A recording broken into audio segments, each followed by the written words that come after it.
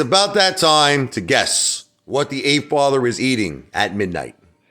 It's a new part of my channel. I was thinking about doing this every night.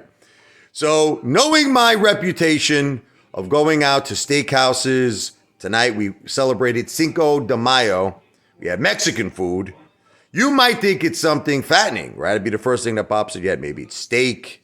Maybe you went, to an Italian restaurant, got a little pizza, little calzone with extra mozzarella cheese. Oh, forget about it, madon. Well, I'm going to give you the answer shortly. You got to wait. It's like that game, Jeopardy. Do, do, do, do, do, do, do. Oh! Do, do, do, do, do. Ba-do, do, do, do, do, do, do, do, do, do, do. Ba, ba-da, ba, ba, ba, ba. Are you ready? Grapes! Oh!